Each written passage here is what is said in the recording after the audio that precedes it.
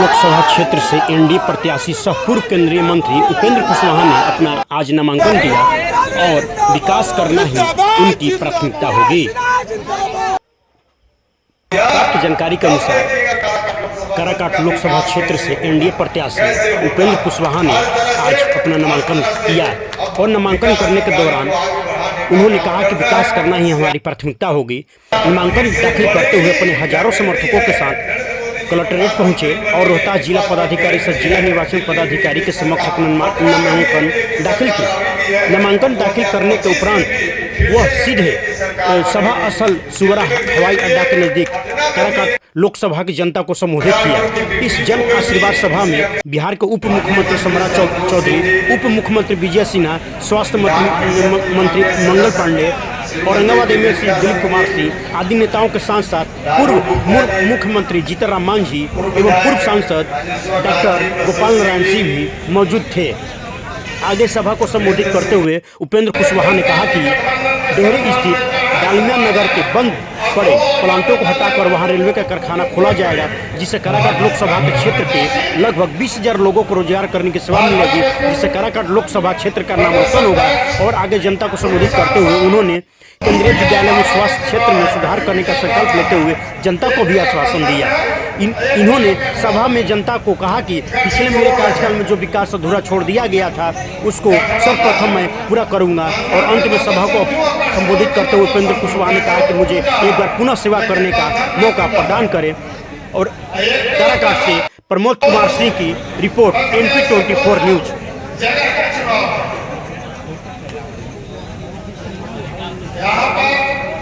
जो देश के नीति जिस तरह से जबरदस्त भीड़ हुई है, उसी तरह से जबरदस्त जीत भी आप लोग दर्ज कर सकते हैं।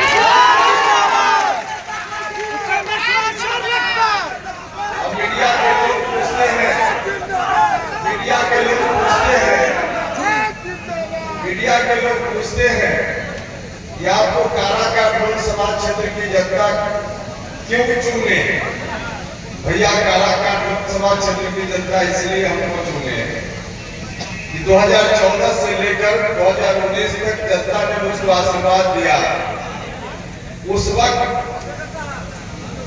हमने पूरी ईमानदारी से, पूरी तत्परता से लोगों की सेवा की है और उसका परिणाम भी निकला।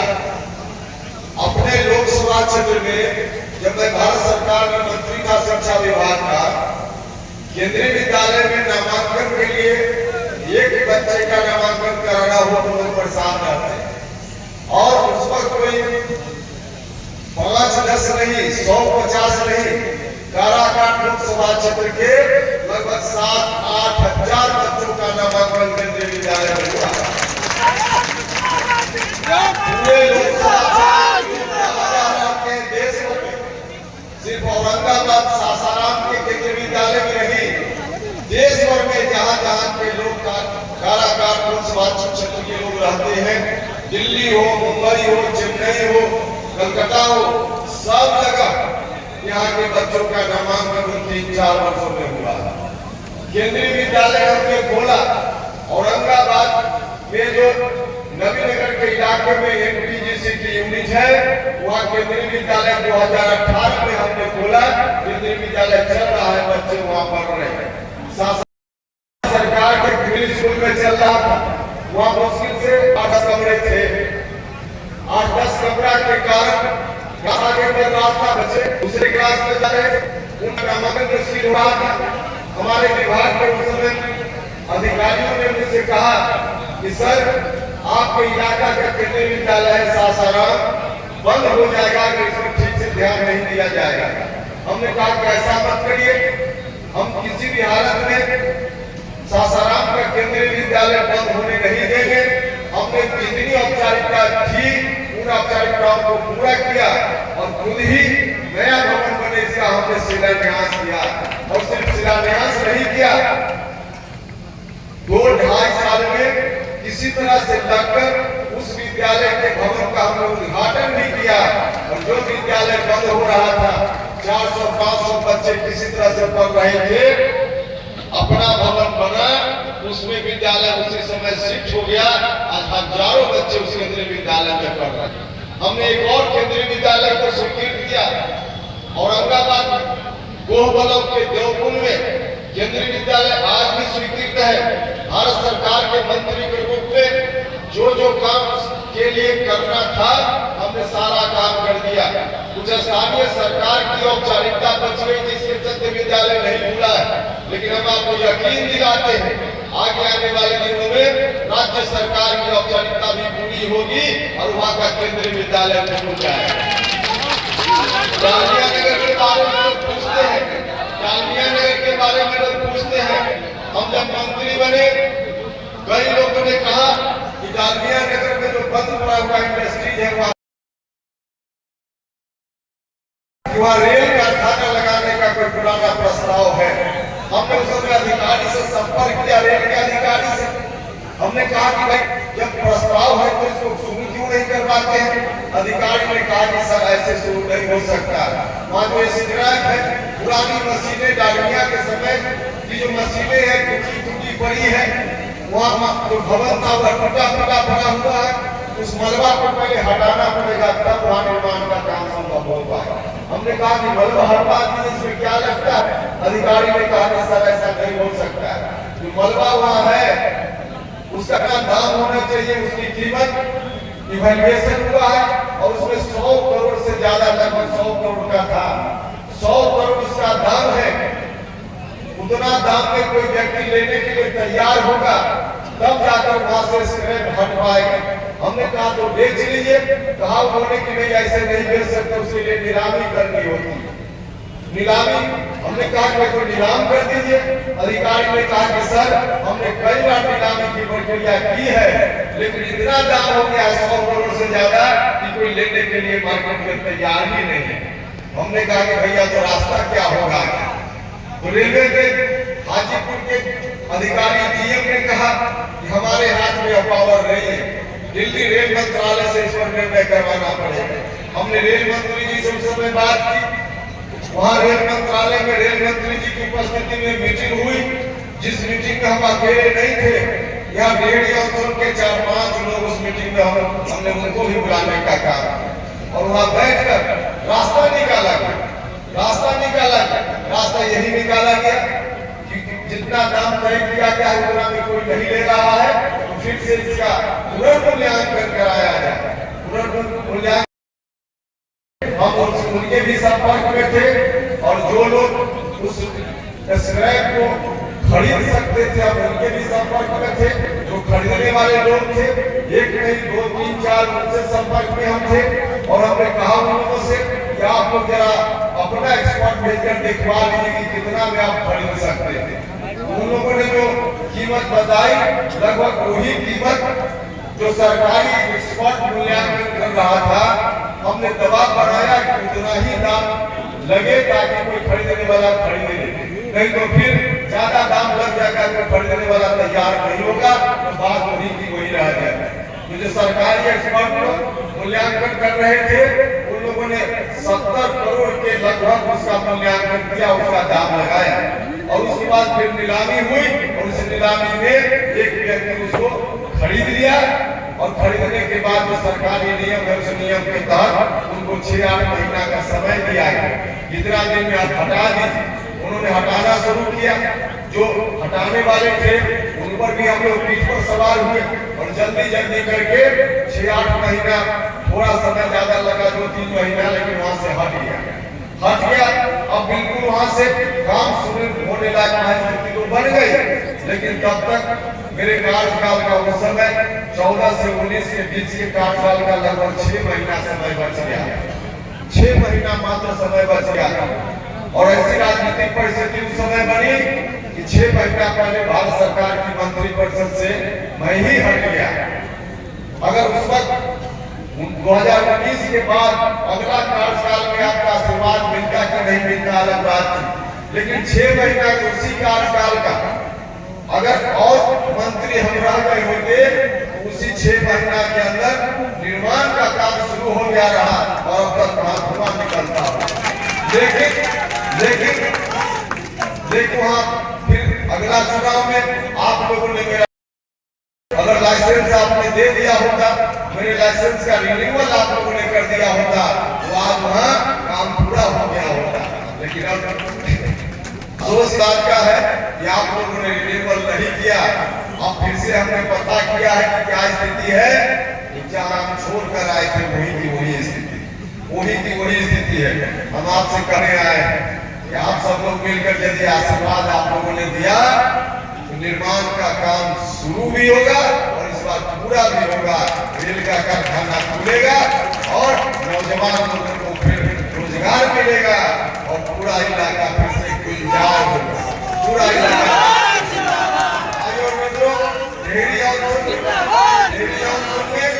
हम जिस विभाग के मंत्री थे उस विभाग में इग्नू जो पढ़े लिखे लोग हैं जानते हैं इग्नू, उस इग्नू का रीजनल कार्यालय यहाँ खुले, इसका भी हमने डिसीजन करवाया, स्वीकृति दी। जमीन के अभाव में नहीं बन पाया वरना वह भी बन के तैयार हो गया। इस तरह से और भी बहुत सारी वही दुकान जो घाटा में चलती थी लाभ में चलने लग गई। तो 2-3 साल तो अनुभव नहीं होने के कारण दुकान घाटा में चलती है। तो हमें पहली बार अनुभव नहीं था, लेकिन अब इस बार स्थिति नहीं है। 5 साल तक भारत सरकार में मंत्री के रूप में काम करते हुए हमने अनुभव प्राप्त किया है। और सिर्फ उसी में नहीं, आप सब लोगों को मालूम है कि उपेंद्र कुशवाहा के राजनीतिक जीवन में 10 वर्ष तो उसमें कुशवाहा सीखने का काम किया।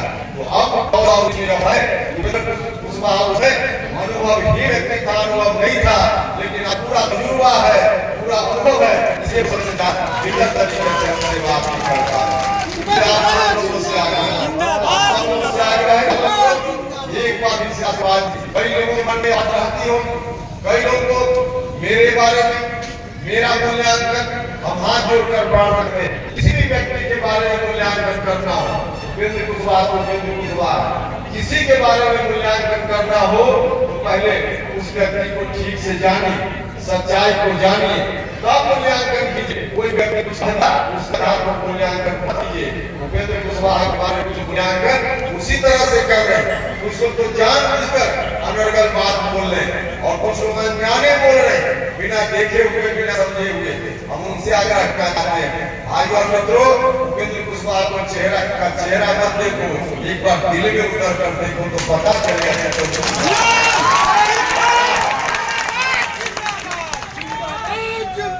मेरे बारे में कहा गया प्रचार किया जा रहा है, प्रचार किया जा रहा है।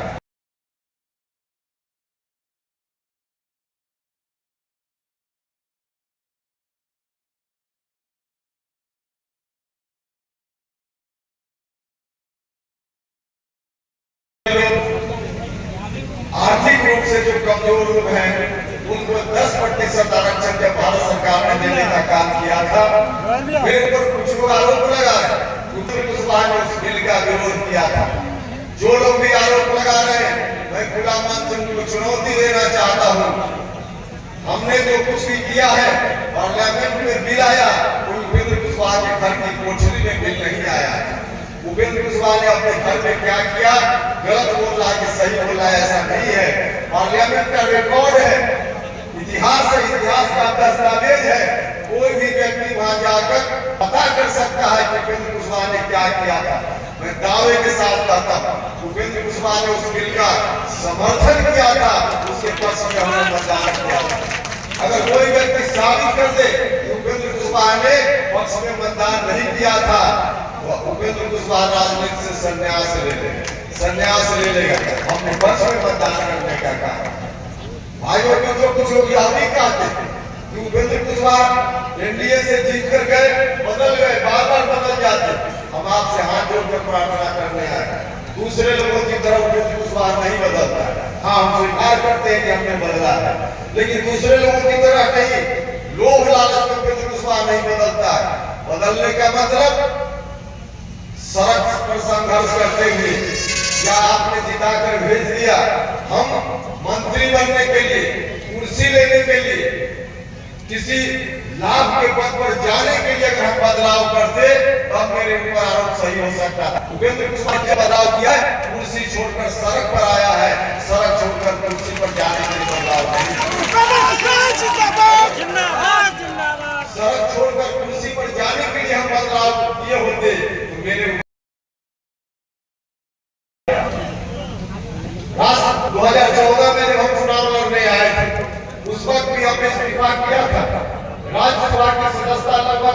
3 साल बच्चे भी हम छोड़कर सड़क पर आए थे, छोड़कर आए थे।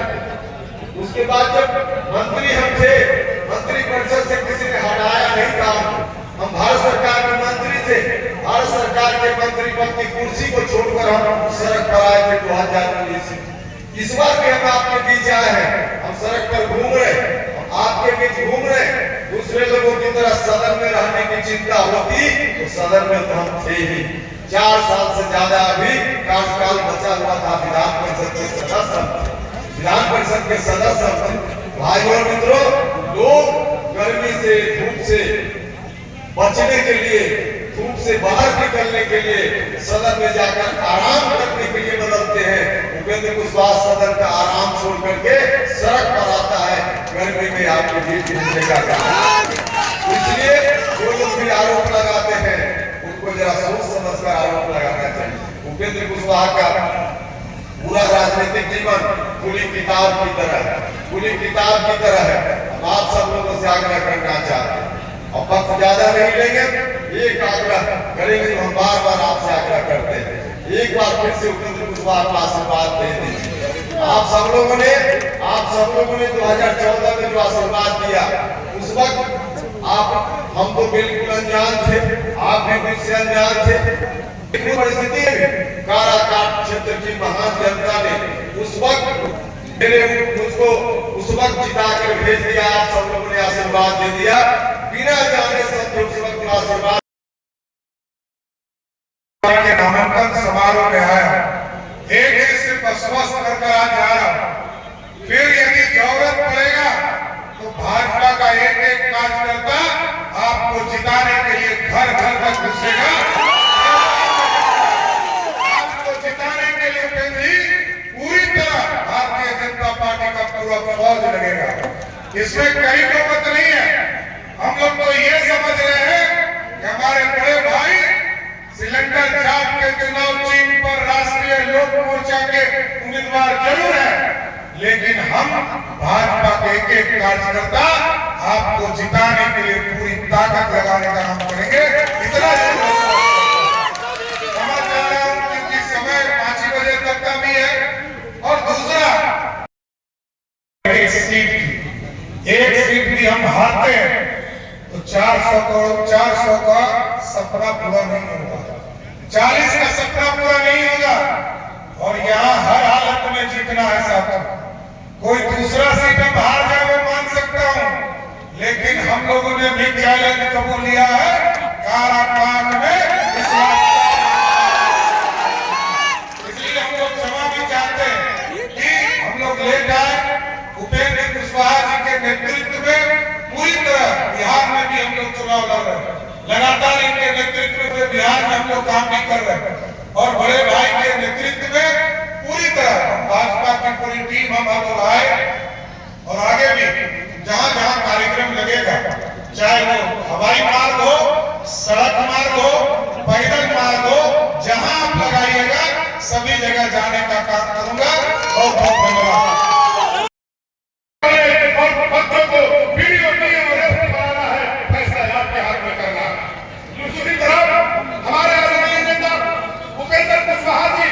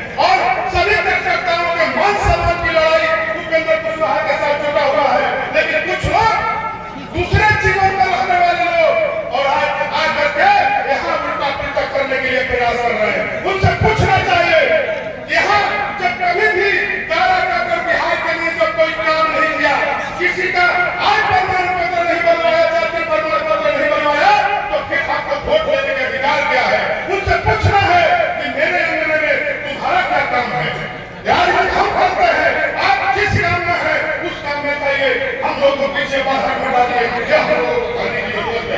और पार्टी के सभी एनडीए के कार्यकर्ताओं से अपील करना चाहते हैं कि साथियों, ये लड़ाई कार्यकर्ताओं की लड़ाई है, ये लड़ाई भूपेंद्र बाबू की लड़ाई नहीं है। एनडीए जीतेगा तो देश के प्रधानमंत्री नरेंद्र मोदी जी बनेंगे और नीतीश कुमार जी का हाथ मजबूत होगा, चिराग पासवान का हाथ मजबूत होगा। इसलिए गैस सिलेंडर पर बटन दबा करके उपेंद्र कुशवाहा जी को जिताना है और पूरी ईमानदारी से, पूरी क्षमता के साथ 1 तारीख को, चूंकि गर्मी का मौसम है, गर्मी का मौसम है, हम देख रहे हैं कहीं कहीं दिक्कत हो रही है, गांव तक वोट पहुंचाएगा और कौन ऐसा बनता है किनके से देश चलता है, ये कहना बड़ा मुश्किल है। चुनाव के बाद या जोर रहते खुलते ही कहना मुश्किल है, लेकिन ये बंधन तो नहीं खुलते। और लोग बोला कि संविधान बदल जाता है तो खतरा है, देश पर खतरा है, तो खतरा देश पर संविधान बदला है, खतरा मोदी पर। और यहाँ के उम्मीदवार माननीय उपेंद्र कुशवाहा जी सब दलों के जनता पार्टी के सम्मान्य नेता हैं, कितने महत्वपूर्ण नेता हैं, इनके नॉमिनेशन में आए हुए पार्टी गठबंधन के नेताओं से ही संबंध लीजिए। इसलिए सभी से हम आग्रह करेंगे कि जाकर के 1 तारीख को वोट दें, जिससे हमारे काराकाट का विकास हो। और अभी सभी वक्ता बोल ही चुके हैं कि अगर जीतेंगे तो मंत्री बनेंगे और चुनाव वही धारा में है, तीसरा कोई धारा नहीं है। इसलिए किसी के बहकावे में मत आइए और चुपचाप एनडीए को वोट दीजिए। धन्यवाद, जय हिंद। और लड़ाई में हम जीतेंगे यही तय है, लेकिन हमारे कुछ लोग हैं, हमारे कुछ प्रतिनिधि हैं, हमारे समाज के जो कई मायने में अपने अपने चुनावी विश्लेषण करते हैं। मित्रों, आदमी का मूल्यांकन सिर्फ एक दिन आने से नहीं होता। उपेंद्र कुशवाहा जी आज उपेंद्र कुशवाहा नहीं बने, इनके पीछे कई सालों की तपस्या है, कई सालों की मेहनत है, खून पसीना इन्होंने बहाया समाज के प्रति, सामाजिक न्याय के प्रति। तो मित्रों, मैं बहुत कुछ नहीं कहूंगा, मैं लोगों से आग्रह करता हूं जो हमारे सम्मानीय लोग हैं कि उनसे मैं आग्रह करना चाहूंगा कि आज समय है अपने भविष्य के लिए वोटिंग करना, अपने भविष्य के लिए नेता चुनना, अपने समाज निर्माण के लिए नेता चुनना, विकसित बिहार के लिए नेता चुनना, विकसित बिहार, विकसित भारत के लिए नेता चुनना। ये सामान्य लड़ाई नहीं है। आप किसी के बहकावे में आइएगा, आपको नरेंद्र मोदी जी के बारे में मैं क्या कहूँ आप सभी जानते हैं, और आप जिनको जिताइएगा वो भारत सरकार के मंत्री बनेंगे, इसमें 2 राय नहीं है। कोई रोक नहीं सकता। अगर आपका समर्थन सहयोग मिला तो उपेंद्र कुशवाहा जी भारत सरकार के मंत्री होंगे, और मंत्री होंगे तो काराकाट का विकास कैसा होगा आप समझ सकते हैं। और मैं कह सकता हूं इनके बारे में और अपने समाज के बारे में। मित्रों, आने वाले पीढ़ी के बारे में सोचिए। हम नरेंद्र मोदी को वोट देने के लिए इसलिए कहते हैं कि भारत का सम्मान विश्व में बड़ा है। हम नरेंद्र मोदी को वोट इसलिए देने के लिए आपका आशीर्वाद मांगते हैं कि आप, जब कोरोना काल था मित्रों, विश्व एक घड़ी में गुजर रहा था, दूरी की व्यवस्था में गुजर रहा था, और उस मां के बारे में सोचिए। एक परिवार से नहीं मिलता था, भाई से नहीं मिलता था, और उस कोरोना काल में उस मां के पेट में एक कोख बच्चा पैदा हो रहा था, बच्चा पल रहा था, और मां भूखी रहती थी। बेटा अपने मां से खाना मांग रहा था उस कोरोना काल में, किसी ने नहीं सोचा। और हमारे कई लोग हैं, प्रधानमंत्री नरेंद्र भाई मोदी ने प्रतिज्ञा की, चाहे कोरोना काल हो चाहे कुछ भी हो, हमारे गरीब माता बहन के बेटा बेटी का सपना कैसे पूरा हो, वो भूखे कैसे नहीं रहे, इसके बारे में उन्होंने सोचा और 5 किलो अनाज अभी तक मिल रहा है। मेरे मित्रों, मेरे भाई, मेरे साथी, मैं बहुत कुछ नहीं करते हुए, और भारत का सम्मान कितना बढ़ा है। और एक जान लीजिए, आप सबसे मेरा नम्र निवेदन होगा, अगर किसी के प्रताड़ना में पड़िएगा तो सामने मुंह बाके, जिसको हम लोग कभी जमाने में पूरी कटवा करते थे और 6 इंची छोट करने वाला पार्टी करते थे, वो पार्टी अपना दाव लगा के बैठा है और ये कहने में हमें कोई हिचक नहीं है। मेरे मित्रों में ये बात सही है, चुनाव जीतेंगे तो भारत के मंत्रिमंडल में इनका स्थान होगा, इसलिए काराकाट का भविष्य उज्जवल होगा। इसलिए मैं कहना चाहता हूँ कि भाई उपेंद्र कुशवाहा जी को गैस सिलेंडर छाप पर 1 तारीख को आप बटन दबाकर इनको जिताने का काम करेंगे। ये जीतेंगे तो भारत का प्रधानमंत्री का नारा अब की बार 400 का विरोध होगा। और बिहार में जो एक कसर रह गई थी कि 39 सीट जीत के गए थे, इस बार 400 का 400 सीट देंगे, ऐसा हम लोग को संकल्प लेना चाहिए। तो आइए एक नारा हम लोग के साथ लगाइए, हम विश्वास करेंगे कि सचमुच में हम लोग गैस सिलेंडर पर बटन दबाकर नरेंद्र मोदी जी का हाथ मजबूत करेंगे। जय सिया राम, जय श्री राम, जय श्री राम। बहुत बहुत धन्यवाद। एक साथ ही कह रहे हैं, आप औरंगाबाद से चलकर नॉमिनेशन में प्रस्तावक बनकर आए हैं, क्या कहना चाहेंगे? प्रस्ताव बनकर हम आए हैं आदरणीय और एनडीए के प्रत्याशी हैं। हम लोग जनशक्ति पार्टी बिहार जी के फौज हैं और आदरणीय स्वर्गीय रामदास पासवान का हम कार्यकर्ता हैं और पूरा लोग जनशक्ति पार्टी इंडिया के साथ खड़ा है। क्या नाम हुआ आपका? कि हम उनके प्रस्तावक में हैं, प्रथम प्रस्तावक हैं। इसलिए हम पहले हमको कहा 12 बजे तक 11 बजे तक पहुँचना था, इसलिए पहले चले आए हैं और हम प्रस्तावक हैं, तब तो चाहेंगे कि इनको जिता के भेजें। जी सर। क्या कहेंगे सर, लोकसभा चुनाव में पवन सिंह भी चुनाव लड़ रहे हैं? पवन सिंह क्या है, अपना अस्तित्व क्या है?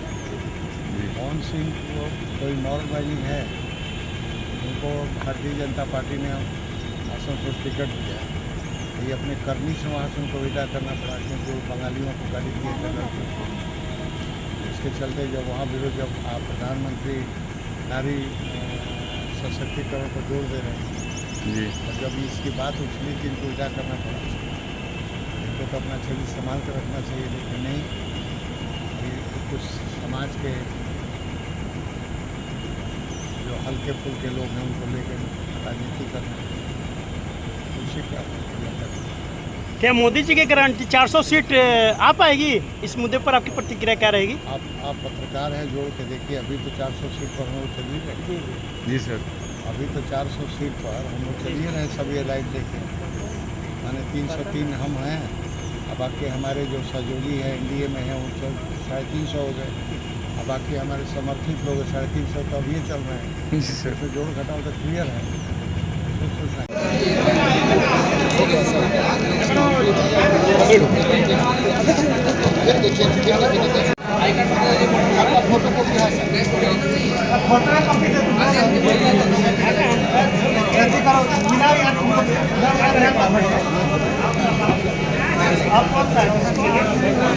सेवा की है, इसलिए सब लोगों से आग्रह है, जाति धर्म से ऊपर सब लोग सहयोग करें।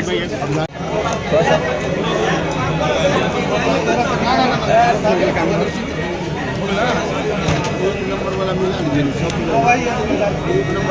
एक नंबर नहीं है, ये 1 नंबर ही है।